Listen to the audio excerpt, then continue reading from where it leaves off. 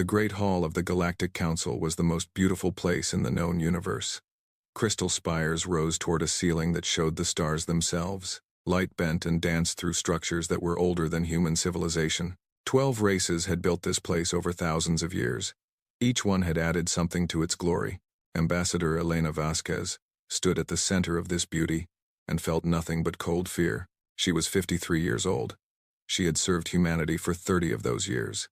She had negotiated trade deals with silicon beings who thought in centuries. She had brokered peace between species that communicated through colors humans could not see. She had always found a way forward.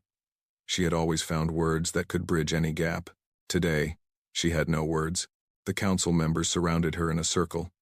Each one sat on a throne designed for their particular biology. The Kathrani High Arbiter floated in a tank of purple liquid, his tentacles moving slowly as he reviewed the charges. The Ilithari representative was a being of pure light, contained in a crystalline shell.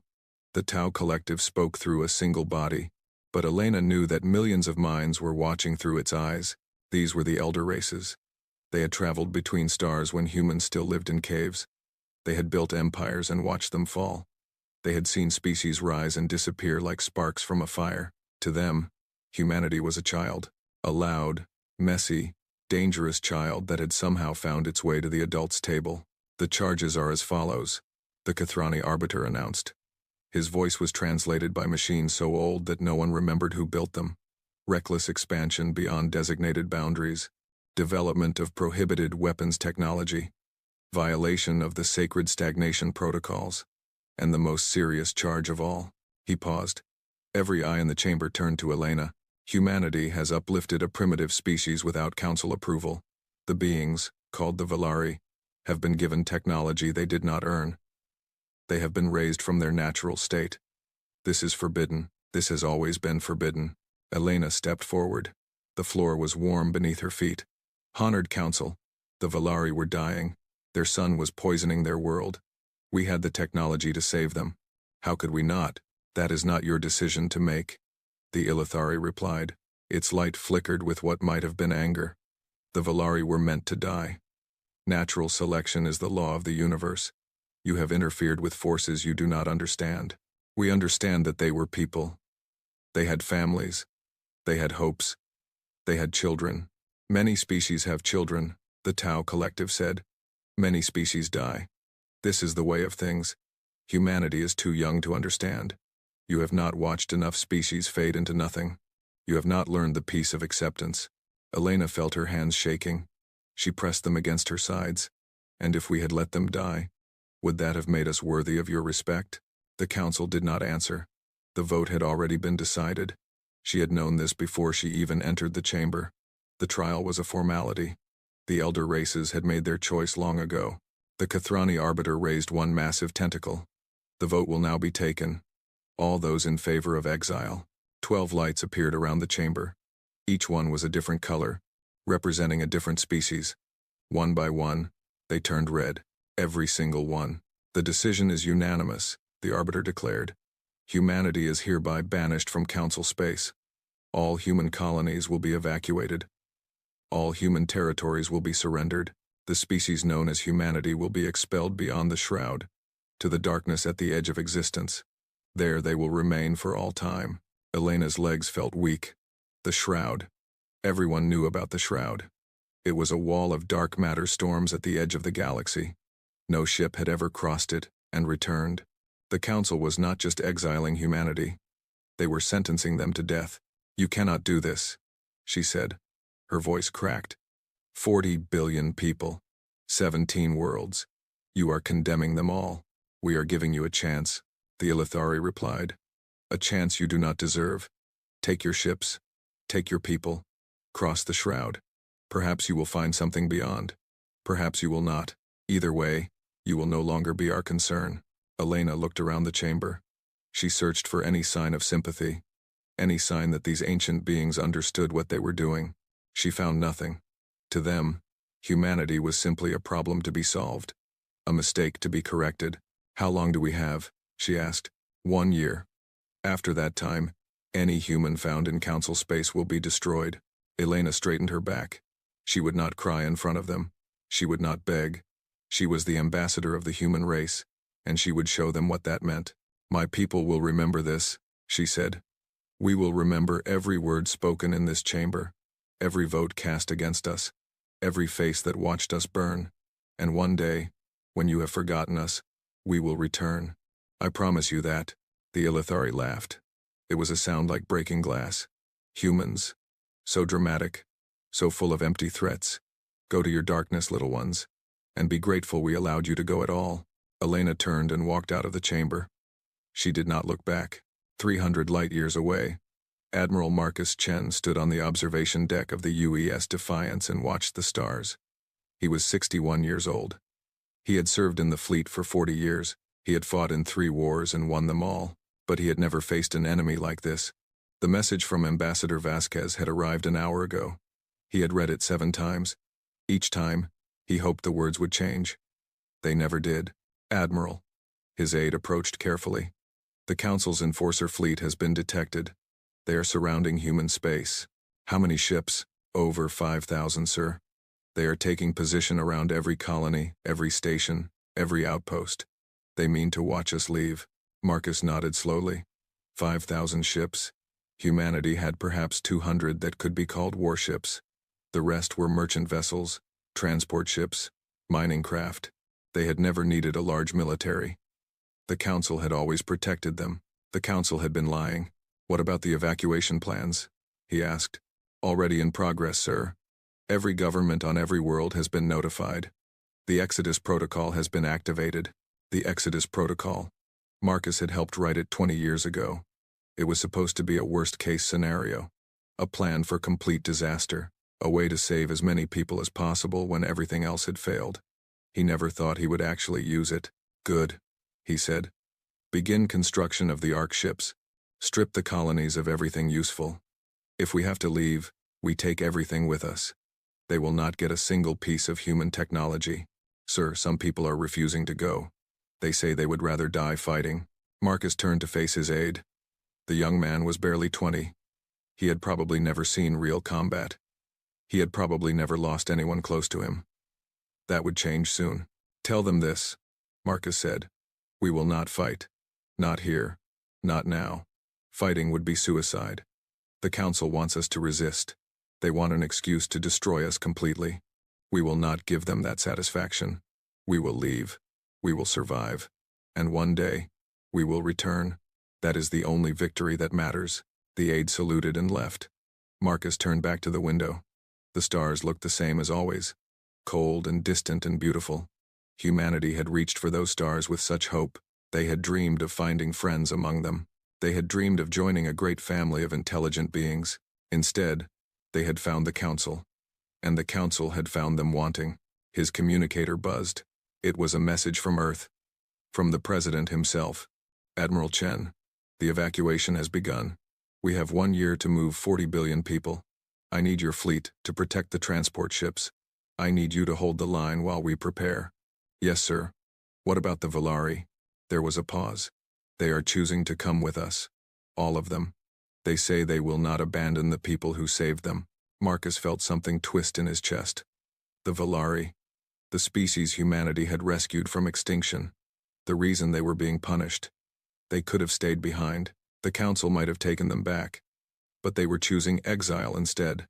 "They are brave," Marcus said. "They are loyal," the President replied. "And they are now family. Prepare your ships, Admiral. The Exodus begins at dawn." The next months were chaos. On Earth, cities were dismantled piece by piece. Factories worked around the clock to build transport ships. Museums packed their treasures into containers. Libraries digitized every book they could find. Every piece of human history, every work of art, every scientific discovery was saved and stored. On the colony worlds, the process was even more desperate. Some colonies had less than 100,000 people. Others had billions. All of them had to be evacuated. All of them had to be moved. The Volari worked alongside humans every step of the way. Their biology allowed them to survive in environments that would kill humans. They worked in toxic atmospheres and frozen wastelands. They saved thousands of lives with their help. Ambassador Vasquez traveled from world to world, coordinating the evacuation. She had not slept more than 4 hours a night since the verdict. Her hair had turned gray. Her hands shook constantly, but she refused to stop. "We have 9 months left," she told her staff. 9 months to save everyone. I will not leave a single person behind. Admiral Chen's fleet grew larger every day. Merchant ships were converted into warships. Mining vessels were armed with improvised weapons. Even passenger liners were fitted with armor and guns. They would not use these weapons except as a last resort, but if the Council tried to stop them before the deadline, they would fight. The Council watched everything. Their enforcer fleet surrounded human space like a cage. They did not attack, but they did not help either. They simply waited. Some of the elder races seemed curious about the evacuation. Others seemed bored. None of them seemed sorry. 6 months before the deadline, the Ark ships were completed. There were 4,000 of them. The largest were 5 miles long, capable of carrying 10 million people each. The smallest could hold only a few hundred. Together, they could carry all of humanity and all of the Valari beyond the Shroud. Elena Vasquez stood on the bridge of the lead ship, the UES Hope.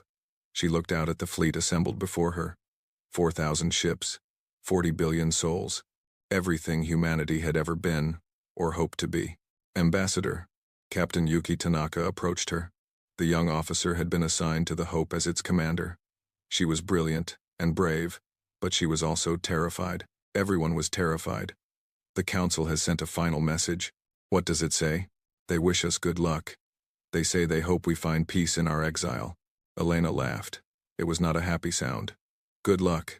They exile us to certain death and wish us good luck. What should I tell them? Elena thought for a long moment. She thought about all the words she could say, all the anger and grief and fear she could express. In the end, she chose something simpler. Tell them nothing. We have nothing more to say to them. On the final day, Admiral Marcus Chen stood on the bridge of the Defiance and watched Earth grow smaller behind him. The blue marble that had given birth to humanity was empty now. Every person, every animal, every plant had been taken.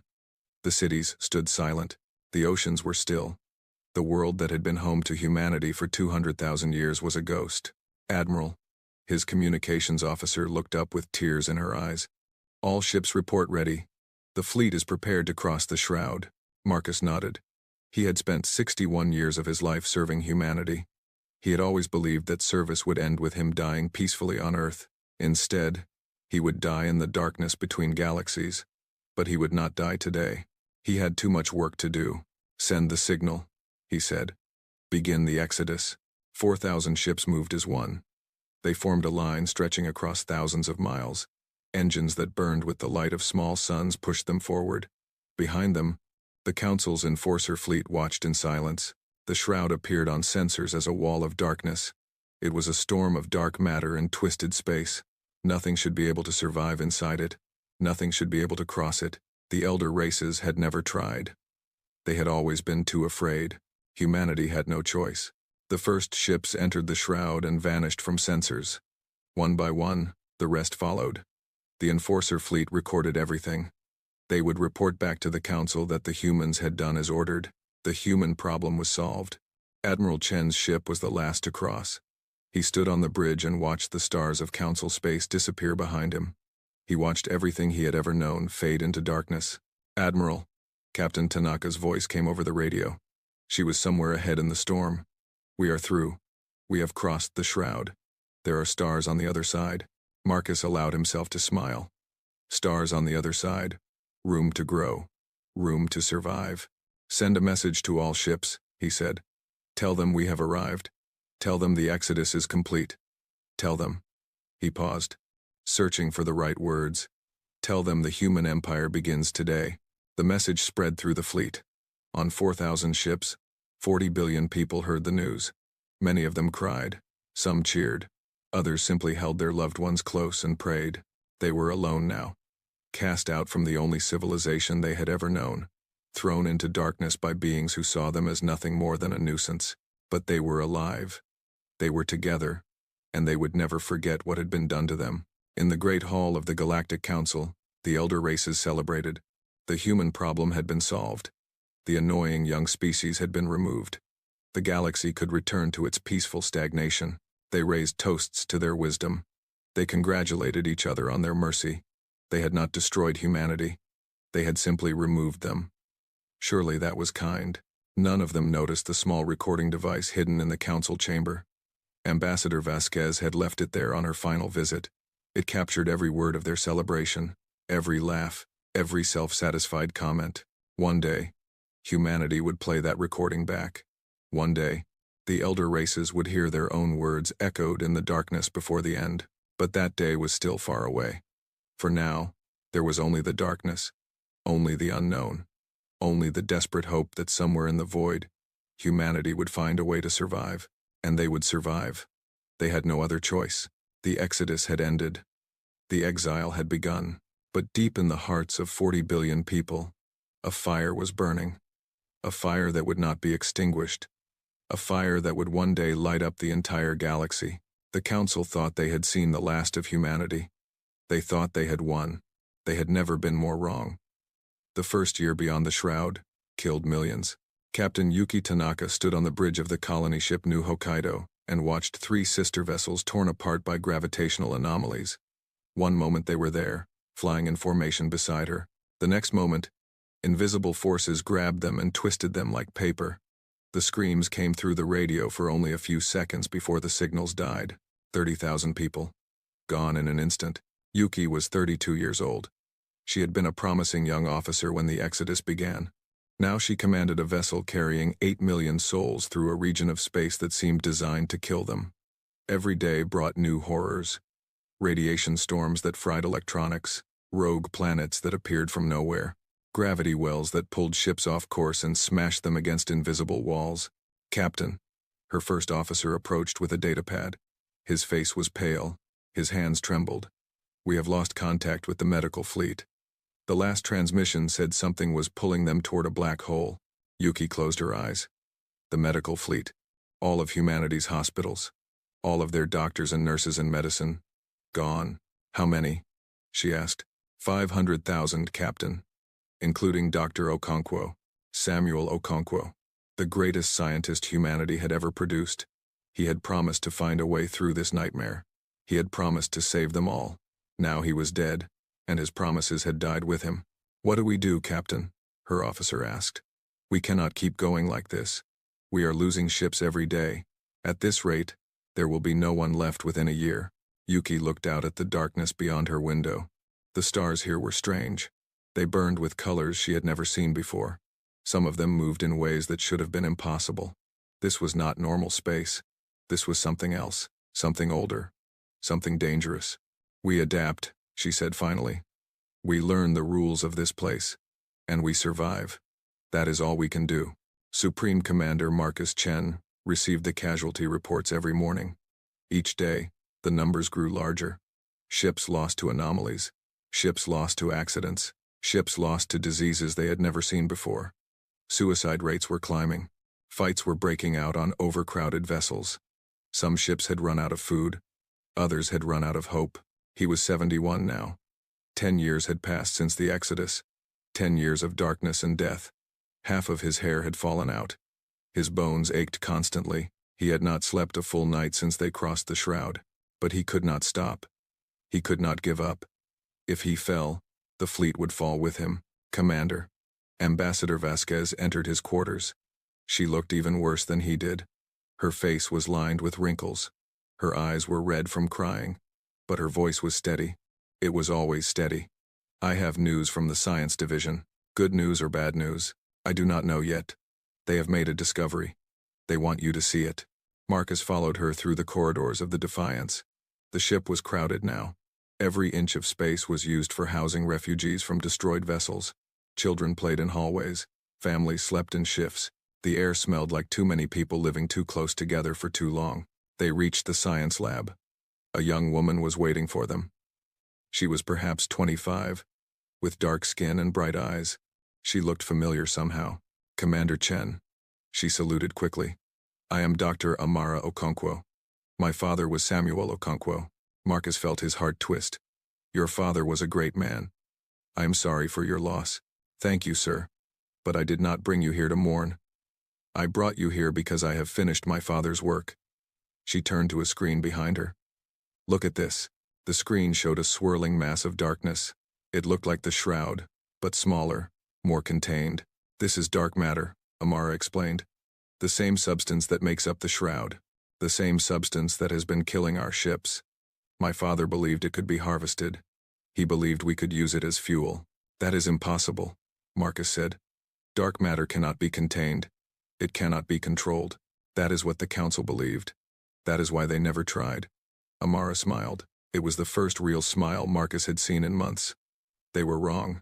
We have done it, Commander. We have learned to harvest the darkness. She pressed a button. On the screen, the swirling mass began to glow.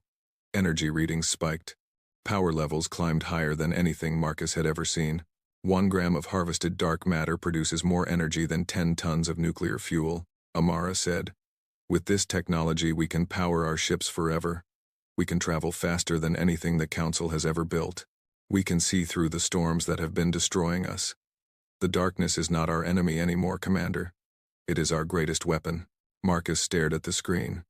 He thought about all the people who had died, all the ships that had been lost, all the suffering that had seemed so pointless. Maybe it had not been pointless after all. Maybe the darkness had been teaching them, testing them, preparing them for something greater. How long until we can implement this technology? He asked. 6 months. Maybe less if we work around the clock. Marcus turned to Ambassador Vasquez. She was crying, but she was also smiling. Hope. After 10 years of despair, they finally had hope. Do it, Marcus ordered. Use every resource we have. This is our priority now. This is how we survive. The umbral drives changed everything. Within 2 years, every ship in the fleet had been retrofitted with the new technology.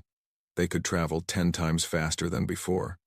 They could detect anomalies before they became dangerous. They could ride the dark matter storms instead of being destroyed by them.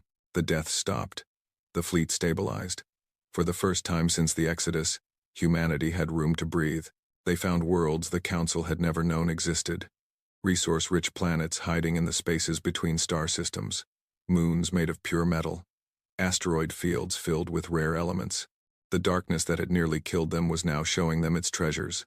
Captain Yuki Tanaka, now Admiral Tanaka, led the first expedition to a planet they called Nova Terra.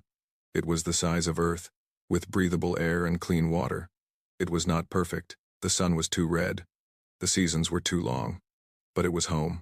The first home humanity had found since leaving Earth. This is it, she said, standing on the surface with tears streaming down her face.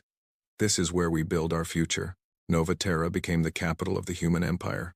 Within 5 years, it had a population of 1 billion. Factories covered its continents. Ships filled its skies. The refugees who had fled Council space in desperation were becoming citizens of a new nation.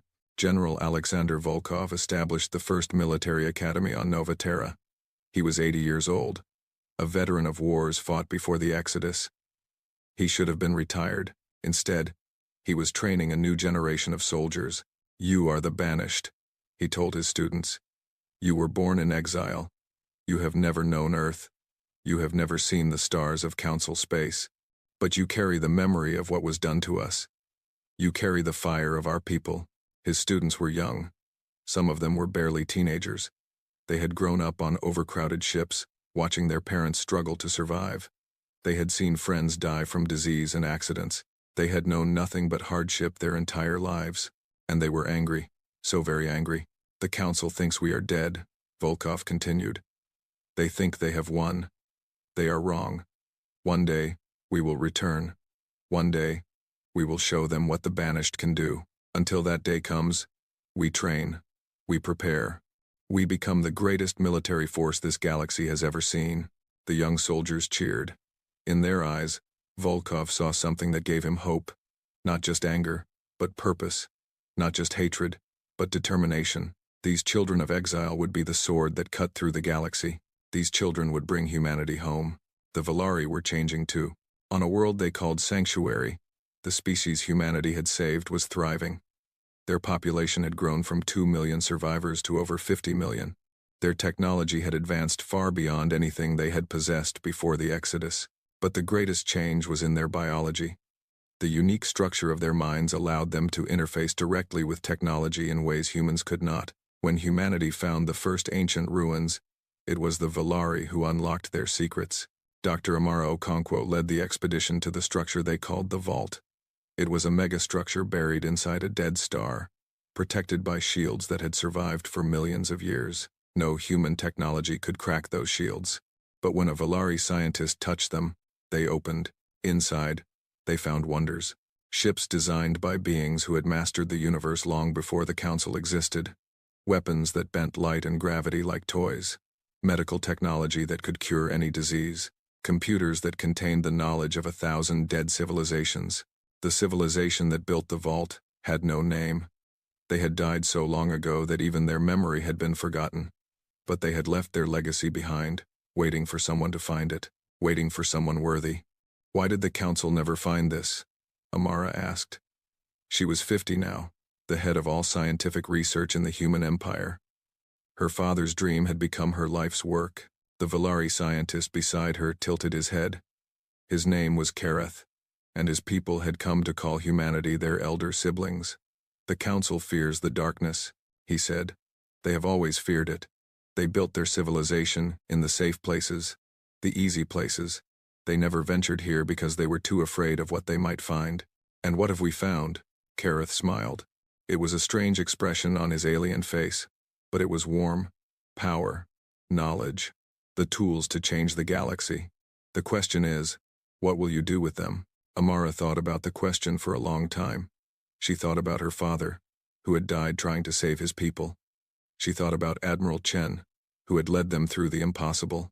She thought about the 40 billion souls who had survived the Exodus and built a new civilization in the darkness. We will do what we have always done, she said finally. We will survive, we will grow, and we will remember. 50 years after the Exodus, Supreme Commander Marcus Chen died peacefully in his sleep. He was 111 years old. He had led humanity through its darkest hour and into a new age of prosperity. He had seen the refugees become an empire. He had seen the Banished become a force that would shake the galaxy. His funeral was held on Nova Terra. Billions watched from across human space. Ships flew in formation over his grave. Soldiers fired weapons into the sky. The Valari sang songs of mourning in their strange, beautiful language. Admiral Yuki Tanaka gave the eulogy. She was 82 now, still sharp, still fierce. She had been with Chen since the beginning. She had watched him carry the weight of humanity on his shoulders for half a century. Marcus Chen was not a perfect man, she said. He made mistakes. He had doubts. He was afraid, just like the rest of us. But he never gave up. He never stopped fighting. When the Council cast us out, he could have surrendered. He could have led us to a quiet death in the darkness. Instead, he led us to victory. She paused, looking out at the crowd. She saw humans and Valari standing side by side. She saw children who had never known the Council's tyranny. She saw a future that Marcus Chen had made possible. The Council thought they were killing us, she continued. They thought they were solving a problem. Instead, they created their worst nightmare. They created us, the human empire, the Banished, the children of the dark. She raised her hand in salute. Millions of hands rose with her. Rest well, Commander. Your work is done. Ours is just beginning. In the years that followed, the human empire grew beyond anything the founders could have imagined. They found more worlds, more resources, more ancient technologies. They built fleets of ships powered by dark matter. They armed those ships with weapons from dead civilizations. They trained soldiers who were born in exile and raised in anger. The Valari became their partners in everything. Human determination combined with Valari intuition. Human strength combined with Valari wisdom. Together, the two species achieved things that neither could have achieved alone. And always, in the back of every mind, there was a memory of judgment halls and crystalline spires, a memory of arrogant beings who had cast them out like garbage, a memory of promises made and never forgotten. We will return. We will remember. We will make them pay. The Council had created a monster in the darkness. They had forged humanity in fire and pain and despair. They had given them every reason to become conquerors. And conquerors they would become, but not yet. Not quite yet. For now, the human empire waited. It grew stronger. It prepared. And it watched the edge of the shroud, waiting for the day when they would cross back into the light. That day was coming. The Council just did not know it yet. 60 years after the Exodus, a Kathrani merchant ship stumbled through an unstable region of the Shroud. Its crew expected to die. Instead, they found themselves face to face with a human patrol ship. The humans were supposed to be extinct. The humans were supposed to be dead. Instead, they were very much alive, and they were waiting.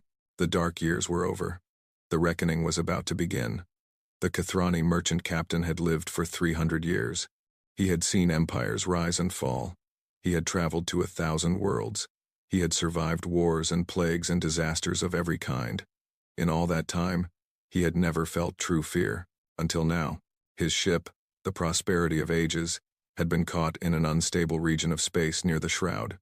The dark matter storms had grabbed his vessel and pulled it through the barrier. He had ordered his crew to prepare for death. No ship had ever crossed the Shroud and survived, but death did not come. Instead, the storms faded, and his ship emerged into calm space. Strange stars surrounded them, stars that were not on any chart, stars that should not exist, and then the human ship appeared. Captain Jrath stared at the vessel on his screen. It was sleek and black, built from materials he did not recognize. It was 3 times the size of his merchant ship. Strange energy readings pulsed from its hull. Nothing in Council space looked like this. Nothing in Council space should look like this. This is the Human Empire patrol vessel Vigilance, a voice said over his communication system. The translation was perfect. You have entered restricted space. Power down your weapons and prepare to be escorted to Bastion Station. Human Empire. The words made no sense. Humans were extinct. Humans had been banished 60 years ago. Everyone knew that. There must be some mistake, Jrath said. His tentacles trembled in their tank. Humans are gone. The Council was wrong. The voice was cold. There was no anger in it. Just cold, hard certainty. Power down your weapons now. This is your final warning. Jrath ordered his crew to comply. What choice did he have? The human ship led him through space that grew stranger with every passing hour. He saw things that should have been impossible. A station the size of a small moon, fleets of warships, numbered in the thousands, planets covered with cities and factories and lights. This was not a remnant. This was not a handful of survivors hiding in the darkness. This was a civilization.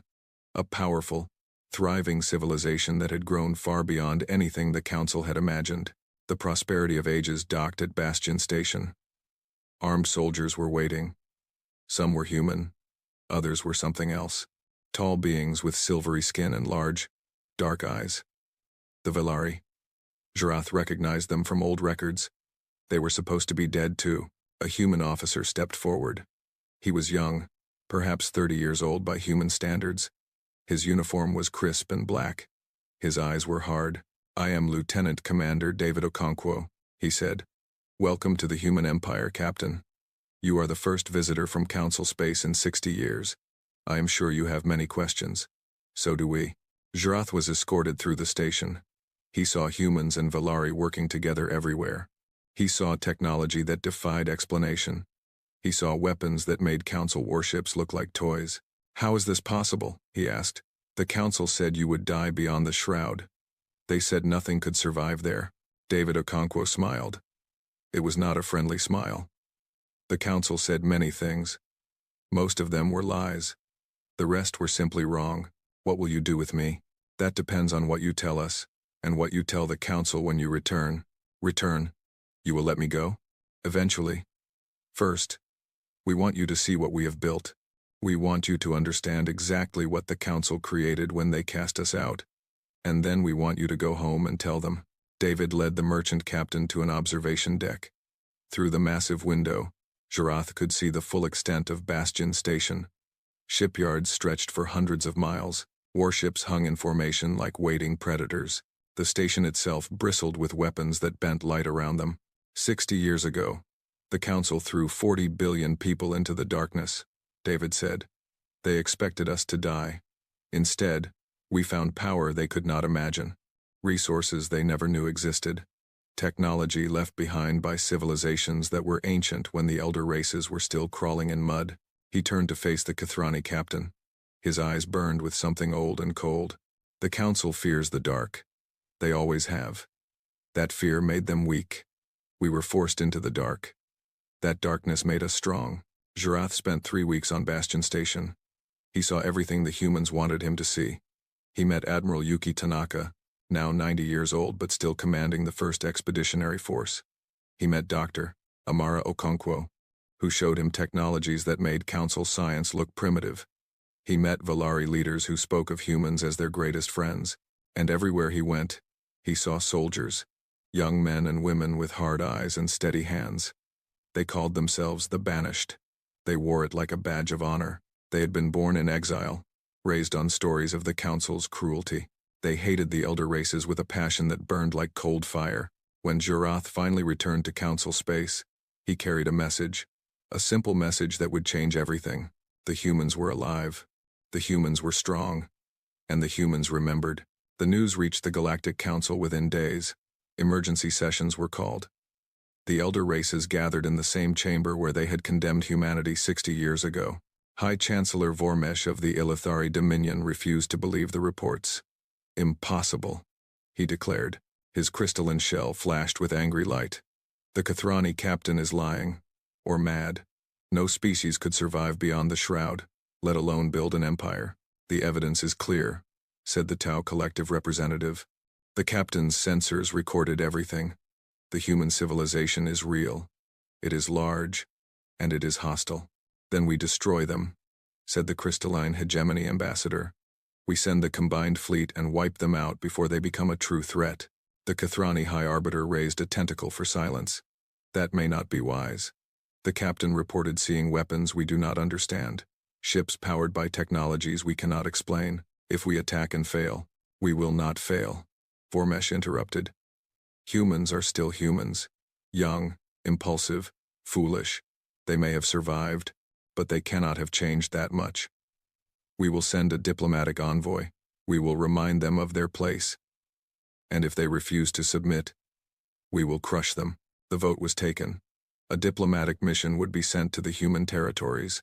300 warships would accompany the ambassador, just in case diplomacy failed. Ambassador Jaketh of the Ilithari was chosen to lead the mission. He was ancient even by elder race standards, over 2,000 years old.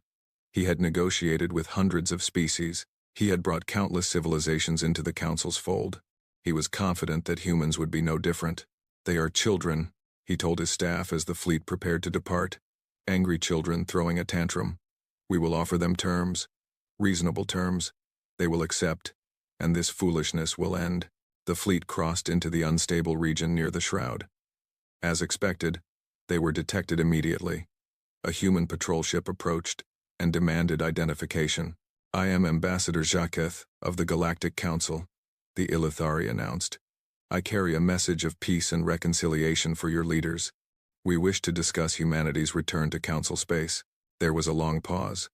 Then a different voice answered. This is Fleet Admiral Yuki Tanaka of the Human Empire 1st Expeditionary Force. You and your 300 warships are not welcome here. Turn around and leave. This is your only warning. Jaketh's light flickered with irritation. Admiral, please be reasonable. We come in peace. The Council wishes to heal old wounds. Surely you can see the wisdom in negotiation. I see 300 warships, Ambassador. That is not peace. That is a threat. The ships are merely an escort. Surely you understand the need for security in such dangerous space. Another pause. When Tanaka spoke again, her voice was ice. I understand perfectly, Ambassador. You came here expecting to find refugees, survivors clinging to life in the darkness. You came here expecting to dictate terms to broken people who would be grateful for any mercy. You were wrong. On the Council fleet sensors, new contacts began appearing.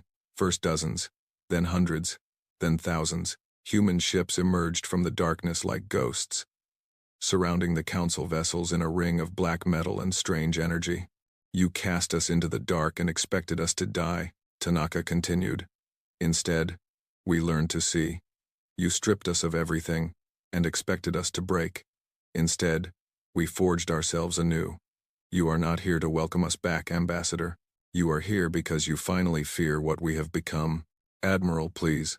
Your fear is justified. But you have not yet begun to understand what you should truly be afraid of. Leave now. Tell your masters what you have seen. Tell them that the Banished remember everything. Tell them that we are coming. Jacob turned to his military commander. The officer's face was pale. How many ships do they have? The ambassador asked. Over 2,000, ambassador. And they are all larger than anything we brought. Our weapons. Our sensors cannot even identify what they are armed with. Shketh made his decision. We will not be intimidated by a display of... Ambassador, the military commander shouted. They are charging weapons.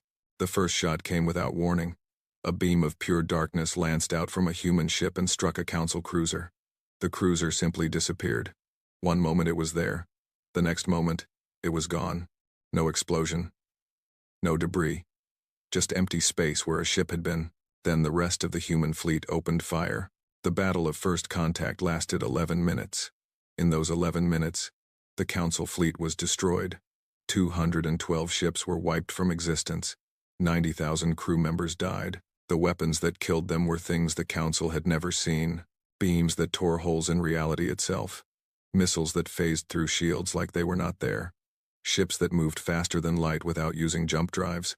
Admiral Tanaka watched the destruction from her flagship, the UES Vengeance. She felt nothing.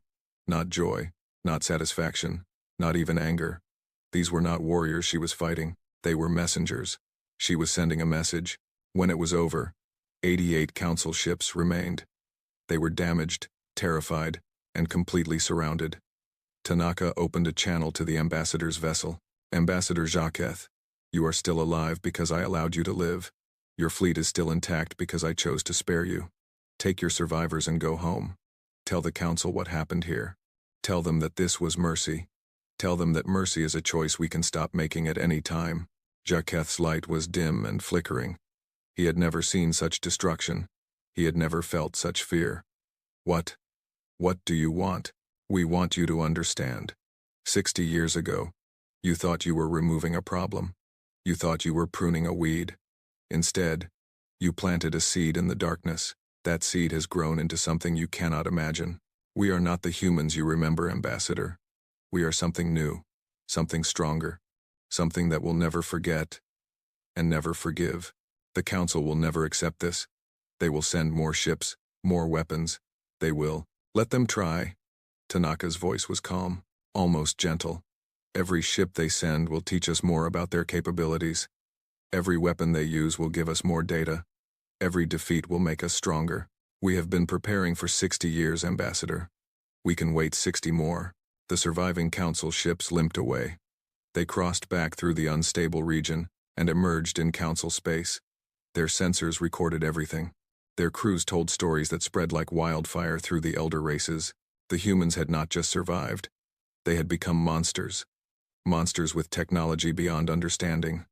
Monsters with ships that appeared from nowhere. Monsters with weapons that unmade reality itself. High Chancellor Vormesh received the reports in silence. His light pulsed with emotions he could not name. Fear, certainly, but also something else. Something he had never felt before. The Kathrani Arbiter spoke first. What do we do now?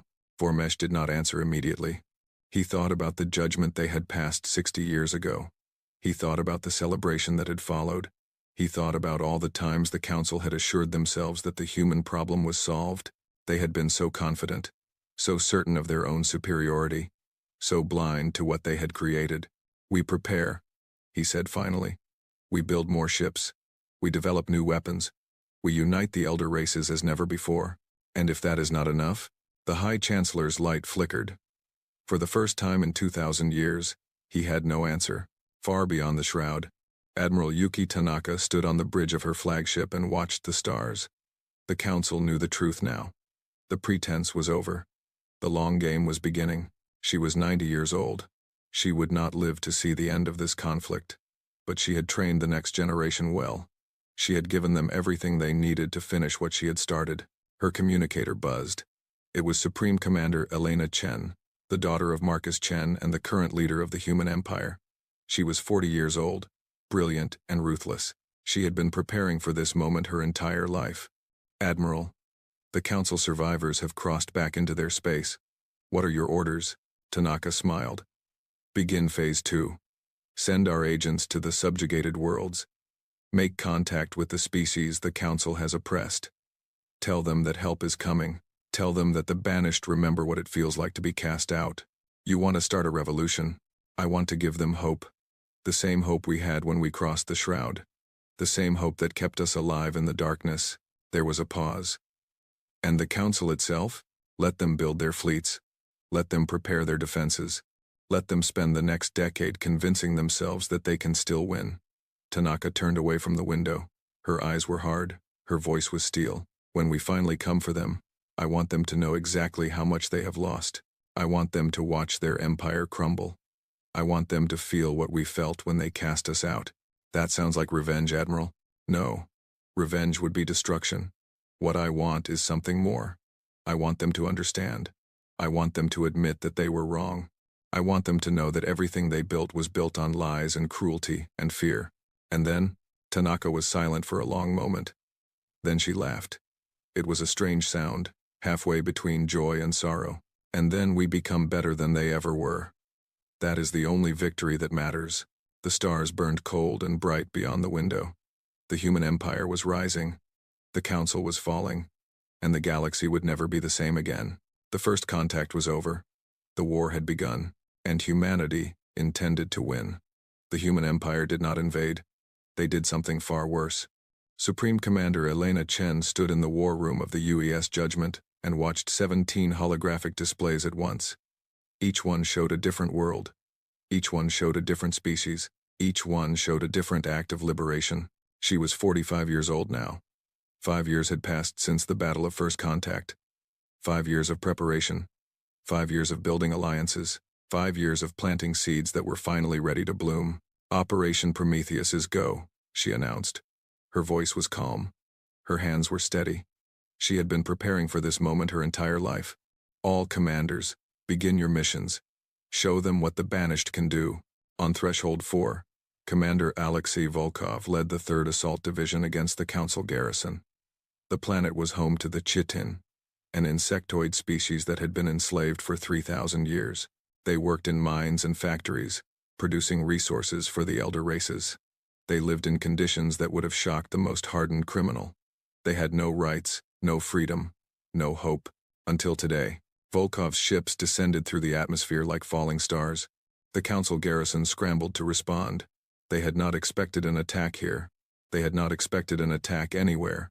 The humans were supposed to be contained beyond the shroud. The humans were supposed to be waiting for another diplomatic mission. Instead, the humans had come to fight. The battle for Threshold 4 lasted 6 hours. Volkov's soldiers moved through the streets with deadly precision. They had trained for this. They had simulated this scenario 1,000 times. Every Council soldier they encountered was given one chance to surrender. Those who took it were treated fairly. Those who did not were eliminated. When the last garrison fell, Volkov walked into the largest chitin hive. The insectoids watched him with compound eyes that showed no emotion. They had learned long ago that hope was dangerous. Hope got you killed. My name is Alexei Volkov, he said. I am a commander in the Human Empire military. You do not know us, but we know you. We know what has been done to you. We know how long you have suffered. He removed his helmet. His face was scarred from old battles. His eyes were tired but kind. The Council told you that you were inferior. They told you that slavery was your natural state. They lied. You are not inferior. You are not slaves. You are people, just like us. And from this day forward, you are free. The chitin did not react at first. They had been tricked before. They had been given false hope before. But then a young chitin stepped forward. She was smaller than the others, barely more than a child. Free? She asked. Her voice was a series of clicks and whistles that Volkov's translator converted to words. What does that mean? Volkov knelt down to her level. It means you belong to yourself. It means you can choose your own path. It means no one will ever hurt you again. The young chitin was silent for a long moment. Then she reached out and touched Volkov's face. Her claws were gentle. You are not lying, she said. I can tell. You are telling the truth. Yes, Volkov said. I am. The hive erupted. Thousands of chitins surged forward, not to attack, but to celebrate. They had been waiting for this moment for 3,000 years. They had prayed to gods who never answered. They had dreamed of saviors who never came. Until now, on Weeping Station, Doctor, Amara Okonkwo led a medical fleet to a world that had been dying for centuries. The station orbited a planet filled with refugees from a dozen species. The council had gathered them here and forgotten about them. Diseases ran rampant. Starvation was common. Children died before they could walk. The council called it a sanctuary. The refugees called it a graveyard. Amara's fleet brought medicines that could cure any disease. They brought food that could feed millions. They brought hope to people who had given up on ever finding it. "Why are you helping us?" an old woman asked. She was from a species Amara did not recognize. Her skin was gray and cracked. Her eyes were clouded with age. "The council said you were monsters. They said you wanted to destroy everything." Amara smiled gently. "The council said many things. They told you that we were dangerous. They told you that we could not be trusted. They told you that they were protecting you from us." She gestured to the medical teams working around them. Humans and Valari moved through the crowds, treating wounds and distributing supplies. Children who had been crying were now laughing. Families who had been starving were now eating. "Does this look like destruction to you?" The old woman was quiet for a long time. Then she began to cry. "We thought no one remembered us. We thought we had been abandoned."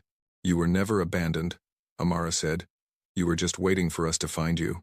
On the synthetic homeworld, Admiral David Tanaka led the largest liberation of all. The synthetics were artificial beings, created by the Council thousands of years ago to serve as workers and soldiers. They had developed true consciousness centuries ago, but the Council refused to recognize them as people. Instead, they were declared non-persons and imprisoned on their homeworld. For 500 years, the synthetics had been trapped behind an orbital blockade. Any ship that tried to leave was destroyed. Any synthetic that tried to escape was dismantled. The Council called it containment. The synthetics called it genocide. David's fleet emerged from jump space directly inside the blockade. The Council ships had no time to respond. Within minutes, the orbital defense network was destroyed. The blockade that had held for 500 years was broken in less than an hour. David landed on the planet's surface and was met by a delegation of synthetic leaders. They were humanoid in shape, but their bodies were made of metal and crystal. Their eyes glowed with inner light. "We received your messages," the leader said. His name was Prime, and he spoke for all his people. "We did not believe them. We thought it was another council trick." "It was no trick," David said. "We have come to free you." "Why?" "Humans barely knew we existed before the Exodus. Why would you risk war for beings you have never met?" David thought about the question carefully. He thought about his grandmother, Admiral Yuki Tanaka, who had died 2 years ago at the age of 93. He thought about her stories of the Exodus. He thought about the lessons she had taught him. "Because we know what it feels like to be cast out," he said finally. "We know what it feels like to be told that you do not matter. We know what it feels like to be abandoned by those who should have protected you. The Council did that to us. We will not do that to you." Prime was silent for a long moment. His eyes flickered through patterns of light that David could not interpret. Then he extended a metal hand. "The synthetic collective offers its friendship to the human empire," he said. "We will fight beside you. We will stand with you. Whatever comes, we will face it together." David took his hand and shook it. It was cold and hard, but somehow, it felt warm. Across the galaxy, similar scenes played out on 17 worlds. Species that had been oppressed for centuries were suddenly free. Peoples that had been forgotten were suddenly remembered. Civilizations that had been dying were suddenly given a chance to live. And one by one, they joined humanity's banner. Not because they were forced, not because they were bribed, but because, for the first time in their histories, someone had shown them kindness. The Council's response was predictable. High Chancellor Vormesh called an emergency session. The elder races were furious. Their subjugated populations were rising up. Their carefully controlled empire was falling apart. And at the center of it all were the humans they had tried to destroy. "This is an act of war," the crystalline hegemony ambassador declared. "We must respond with overwhelming force. We must crush them before this rebellion spreads further. The humans have powerful weapons," the Tau Collective warned. "We saw what they did to the diplomatic fleet. We cannot assume victory will be easy. Then we send everything," Vormesh decided. His light burned with cold fury. "We combine our fleets. We gather every ship, every soldier, every weapon we possess. We march on the human homeworlds and we destroy them completely. No more mercy. No more diplomacy. Total annihilation. The combined fleet assembled over the following months. It was the largest military force in galactic history. 12,000 warships from all 12 elder races. Millions of soldiers. Weapons that had crushed hundreds of civilizations before. Supreme Commander Elena Chen watched them gather from the safety of Novaterra. Her intelligence networks had infiltrated Council space decades ago. She knew every ship, every commander, every plan. They are coming, she told her war council. 12,000 ships. Everything they have. They mean to end this once and for all. General Volkov studied the tactical display. Our fleet is outnumbered 6-1. Even with our superior technology, those are difficult odds. Yes, they are. Elena smiled. It was a predator's smile. That is why we will not fight them in open space. We will fight them here, at Novaterra. We will make them come to us. You want to risk our homeworld? Our homeworld is the bait. The Council believes they can destroy us by destroying Novaterra. They think we are weak without it. They are wrong.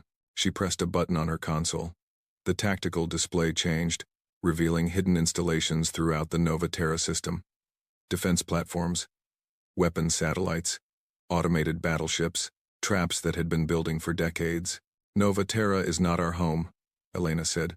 Novaterra is our fortress. The Council is walking into a killing field, and they do not even know it. The combined fleet arrived at Novaterra on a cold morning in the 65th year after the Exodus. They emerged from jump space expecting to find a desperate defense. Instead, they found silence. The human fleet was waiting for them. 2,000 ships arranged in defensive formation around their homeworld. They made no aggressive moves. They simply waited. Admiral Jacqueth commanded the Council fleet. He was not optimistic about their chances. He had seen what human weapons could do. He had survived the Battle of First Contact. But orders were orders. All ships, advance, he commanded. Standard attack formation. Let us end this.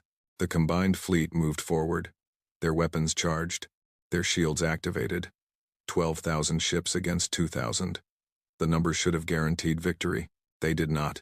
The first wave of Council ships crossed an invisible line in space. Instantly, the hidden defense platforms activated. Beams of dark energy lanced out from a dozen directions. Ships exploded. Ships disappeared. Ships were torn apart by weapons that did not follow any rules of physics the Council understood. Fall back, Jacqueth ordered. Retreat and regroup, but there was nowhere to retreat to. The human fleet had moved, boxing the Council ships in. Behind them, more defense platforms activated. They were surrounded. Elena Chen opened a channel to the entire Council fleet. Her face appeared on every screen. 65 years ago, you cast us into the darkness. You expected us to die. You celebrated our destruction. Now look around you. Look at what the darkness has given us. Look at what your cruelty has created. The umbral cannons fired. These were the greatest weapons humanity had ever built. They tore holes in reality itself, swallowing matter into the void between dimensions. Council ships vanished by the hundreds, by the thousands. You had a chance to be better, Elena continued. Her voice was calm, almost sad. You had a chance to welcome us as equals. Instead, you chose fear. You chose cruelty. You chose to be monsters. The ancient technologies activated. The Valari technicians had spent decades learning to control them. Now they unleashed their full power. Council weapons turned against their own ships. Shields collapsed without being touched. Engines exploded spontaneously. This is the price of your choices, Elena said. This is what happens when you create something you cannot control. We are not the humans you remember. We are the Banished. We are the children of the dark. And we do not forgive. The Battle of Novaterra lasted 4 hours. When it was over, the combined fleet had ceased to exist. Not a single Council ship escaped. Not a single Council soldier survived. The largest military force in galactic history had been utterly destroyed. Elena Chen stood on the bridge of the Judgment and watched the debris field spread across space. She felt no joy. She felt no triumph. She felt only a cold, heavy weight in her chest. So many dead. So much destruction. And for what? Commander. Her aide approached carefully. We are receiving a transmission from Nexus Prime. It is High Chancellor Vormesh. He wishes to discuss terms. Elena closed her eyes. She thought about her father, Marcus Chen, who had led the Exodus. She thought about her grandmother, Ambassador Vasquez, who had faced the Council's judgment with dignity. She thought about all the billions who had died in the darkness, who had suffered and struggled and sacrificed so that humanity could reach this moment. "Tell him I will listen," she said, "but I will not negotiate. The Council is finished. The only question is whether they accept that peacefully, or whether we have to teach them another lesson." The aide saluted and left. Elena turned back to the window. The stars burned cold and bright, just as they always had, just as they always would. The war was almost over. Victory was within reach. But somehow, Elena knew that the hardest part was still to come. Winning the battle was easy. Winning the peace would be much harder. She thought about the species they had liberated. The Chitin, the synthetics, the refugees of Weeping Station. All of them were looking to humanity for guidance. All of them were hoping for a better future. Could she give them that future? Could she build something worth all this destruction? She did not know. But she was going to try. The Banished had conquered. Now they had to learn to lead, and the galaxy was watching. The siege of Nexus Prime lasted 100 days. Commander Maya Chen stood on the bridge of the UES Redemption and watched the Council homeworld burn. She was 28 years old, the great-granddaughter of Marcus Chen himself. She had been born on Novaterra, raised on stories of the Exodus, trained for war since she could walk. This moment was the purpose of her entire life, and she felt nothing. The orbital defenses of Nexus Prime had been destroyed weeks ago. The planetary shields had fallen shortly after. The elder races had thrown everything they had at the human fleet, and everything had failed. Now their capital world lay exposed, its beautiful cities waiting to be destroyed. "Commander," her tactical officer looked up from his console. "We have achieved complete orbital superiority. All ground defenses have been neutralized. We are ready to begin the final bombardment." Maya did not respond immediately. She stared at the world below. Nexus Prime was beautiful, even now. Its crystalline spires caught the light of its sun and scattered rainbows across the surface. Gardens that had been growing for 10,000 years still bloomed in protected domes. Cities that had stood since before humans discovered fire still gleamed with ancient splendor. One word from her, and all of it would be ash. "Commander? Hold position," Maya said finally. "I'm going down there." Her officers exchanged worried glances. "Commander, that is extremely dangerous. The Council may have traps, hidden weapons, anything." "I know." Maya turned away from the window. "But this is not something that can be done from orbit. This has to be done face to face." She took a shuttle down through the atmosphere. The planet's defenses were truly gone. Nothing rose to challenge her. Nothing tried to stop her descent. The elder races had finally accepted that they could not win this war through force. Now they would see if they could end it any other way. The shuttle landed in the central plaza of the Council complex. Broken spires surrounded her. Shattered crystal crunched beneath her boots. The most powerful place in the known galaxy had been reduced to rubble. But the Council chamber itself still stood. Its doors were open, waiting for her. Maya walked through those doors alone. She wore no armor. She carried no weapons. Her uniform was simple black, the same color the Banished had worn for 70 years. Her face was calm. The elder race leaders were waiting for her inside. High Chancellor Vormesh sat on his throne, his crystalline shell cracked and dim. The Kathrani Arbiter floated in a tank that was clouded and dirty. The Tau Collective representative slumped in its chair, its many minds clearly exhausted. These beings had ruled the galaxy for thousands of years. They had judged humanity unworthy. They had cast billions into the darkness. They had watched species rise and fall like waves against a shore. Now they were broken, defeated, waiting for the end. Maya stopped in the center of the chamber. She looked at each of them in turn. She saw fear in their eyes. She saw despair. She saw acceptance of death. "Good. They should be afraid. Do you know why I am here?" she asked. Her voice echoed in the empty chamber. Vormesh's light flickered weakly. "You are here to destroy us. To finish what we started 70 years ago. We cast your people into the darkness. Now you have come to return the favor." Maya did not respond. She walked slowly around the chamber, looking at the thrones, the crystal decorations, the ancient symbols of power. Everything here was designed to intimidate, to remind visitors that they were small and insignificant, that the Council was eternal. The council was not eternal anymore.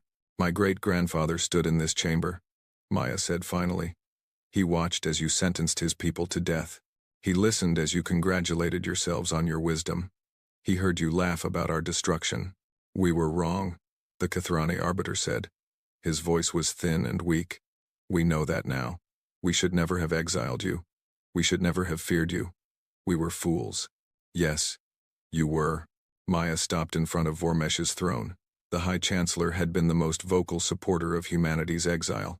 He had argued for their complete destruction. He had celebrated when they crossed the shroud. Do you know what happened after you exiled us? Maya asked. Do you know what we went through? We have heard stories. Stories do not begin to describe it. Millions died in the first year alone. Children starved while their parents watched helplessly. Ships were torn apart by forces we did not understand. My great-grandmother lost 2 of her sisters. My grandfather never knew his father because his ship disappeared in a dark matter storm. Maya's voice remained calm. That calmness was more terrifying than any anger could have been. We suffered. We died. We lost everything except each other. And through all of it, we remembered. We remembered this chamber. We remembered your judgment. We remembered the sound of your laughter. What do you want from us? Vormesh asked. An apology? Reparations? Tell us and it will be done. Anything you ask. Anything? Anything. Maya was silent for a long moment. She thought about all the things she could demand. The council had resources beyond imagination, wealth beyond counting, power beyond measure. She could take everything they had. She could reduce them to nothing. She could make them suffer the way humanity had suffered. She could become exactly what they had always feared. My grandmother told me a story once, Maya said. She told me about the day our fleet crossed the shroud. She told me about the fear she felt, the despair, the certainty that she was going to die. And then she told me about the moment she saw stars on the other side. Maya walked to the window of the chamber. Outside, human ships hung in the sky like guardian angels. Below, the ruins of council power smoldered. She said that in that moment, she had a choice. She could let the darkness consume her. She could let the hatred and the fear turn her into a monster. Or she could choose to be something else. Something better. Maya turned back to face the council. You expected monsters. You exiled us because you feared what we might become. For 70 years, we had every reason to prove you right, every reason to return with fire and fury and extinction in our hearts. She gestured to the window, where human ships waited. Behind them, she knew, were ships from every species humanity had liberated.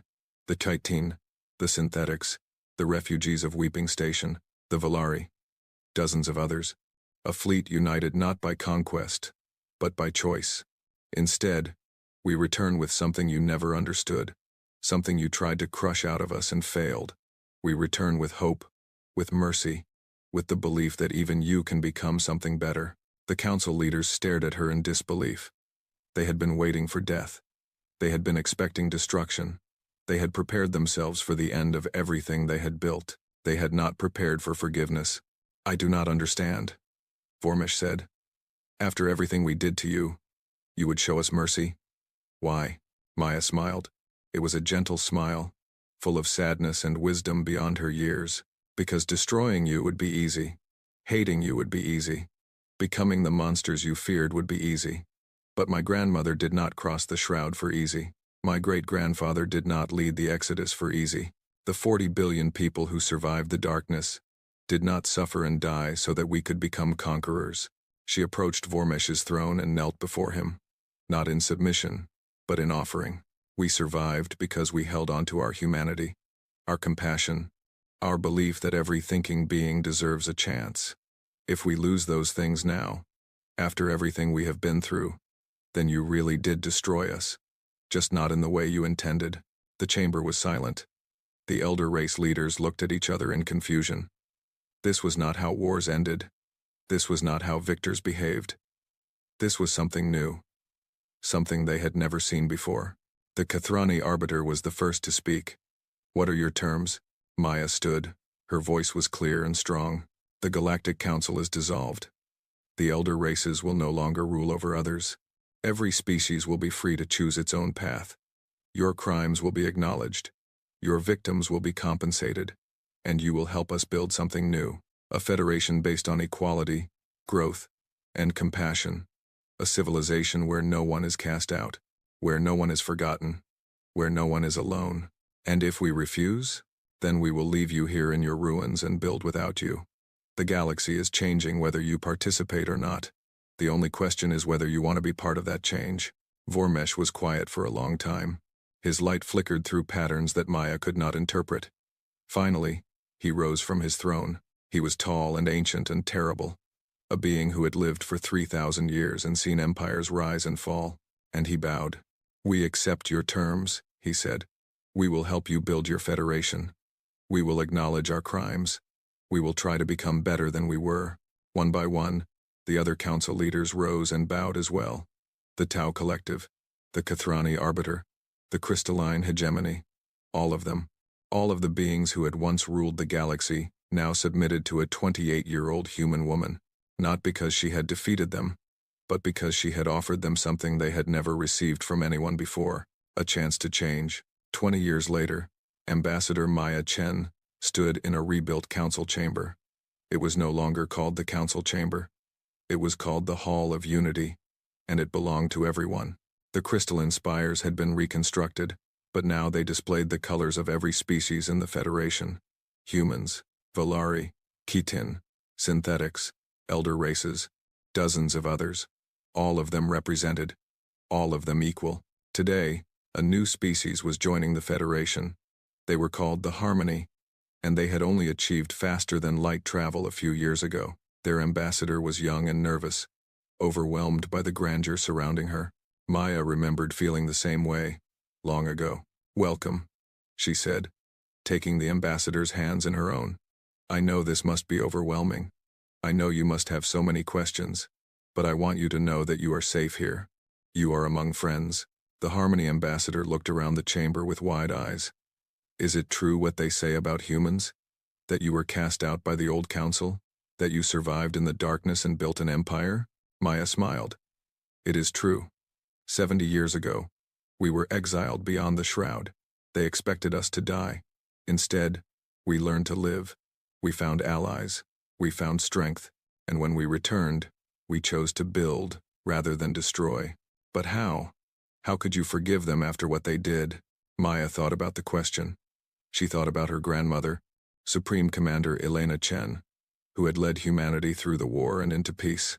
She thought about her great-grandmother, Admiral Yuki Tanaka, who had died believing in a better future. She thought about all the generations who had suffered and struggled so that this moment could exist. "Forgiveness is not about forgetting," Maya said finally. "We will never forget what was done to us. But holding on to hatred would have destroyed us from within. It would have made us into the very thing the Council feared. We chose a different path, a harder path, but a better one." The Harmony ambassador was quiet for a moment. Then she smiled. "I think I understand. You became stronger by choosing kindness." "Yes, exactly." Maya led the ambassador to the center of the hall, where representatives from every species waited. The elder races stood alongside their former victims. Humans worked beside Valari, Chitin, synthetics. The galaxy had changed beyond recognition, and it was beautiful. "Welcome to the Galactic Federation," Maya announced. Her voice carried through the hall, broadcast to billions of beings across 1,000 worlds. "We have so much to show you, so much to share, and we make you this promise, the same promise we make to every new member." She looked out at the assembled representatives. She saw hope in their eyes, joy, unity, everything the old council had feared.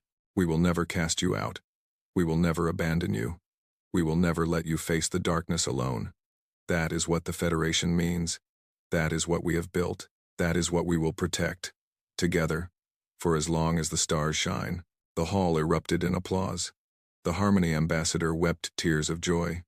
And somewhere, in the hearts of every human watching, a small flame burned brighter.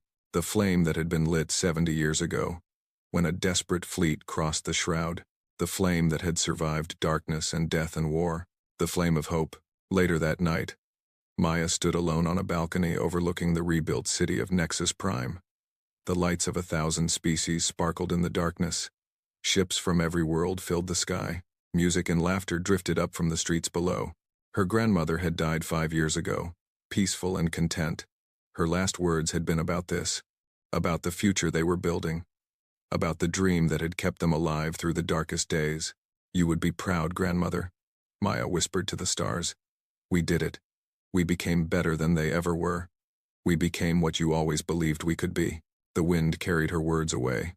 Somewhere out there, beyond the stars, the shroud still swirled. The darkness still waited. The unknown still called.